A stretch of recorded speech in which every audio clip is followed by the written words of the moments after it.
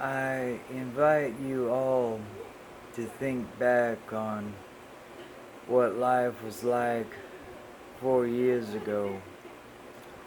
Now, I ask you to take a look at what life was just a year ago, before COVID, and all the turmoil that ensued as a result of that.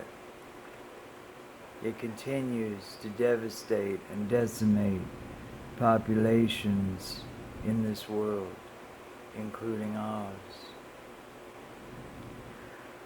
We have policies that would be considered reprehensible some time back, just a little bit of time back, taking children from their parents' arms and incarcerating them in basically what amounts to children's prisons, while their parents are put through all kinds of indignation before they are deported. Okay, so you want to preserve jobs for Americans. Well, the jobs I see them taking, most Americans wouldn't have, to be quite honest with you. And that's a result of them living in a country where their standard of living is so poor and so despairing. That's a tricky situation that needs to be solved reasonably with reason and intellect. Reason and intellect are things that seem to evade the powers that be at this point in our history. I'm not saying this to be vicious or venomous, but our government no longer serves the people of this land, and it is time for a change. Whatever opportunities that change bring, surely that change is better than what we have now.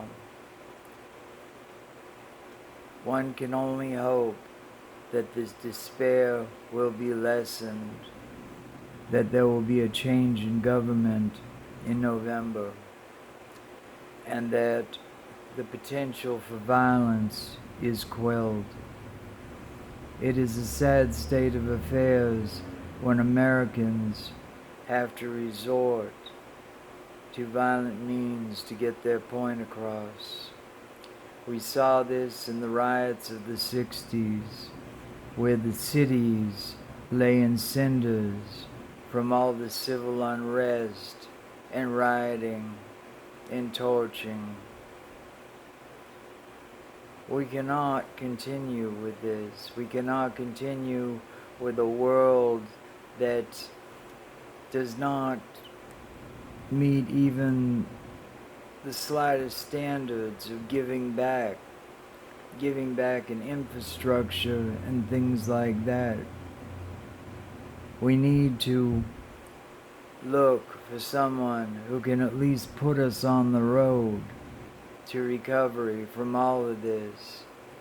It will take years, decades, for us to recover from this presidential administration.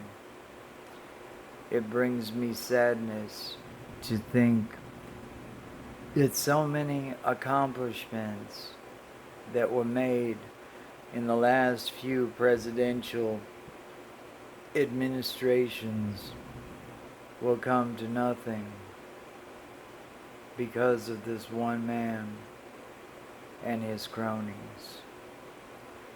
We have turned into a gangster republic, not unlike those that we collectively throughout history have looked down our nose upon as banana republics.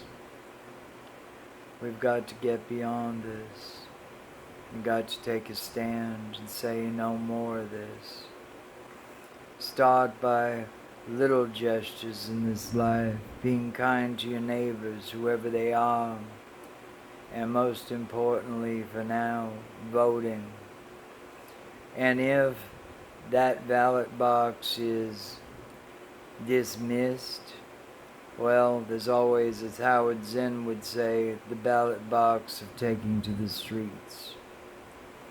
Either way, we have got to have a change for the better, one that moves away from the self-destructive policies of this particular president and his cronies.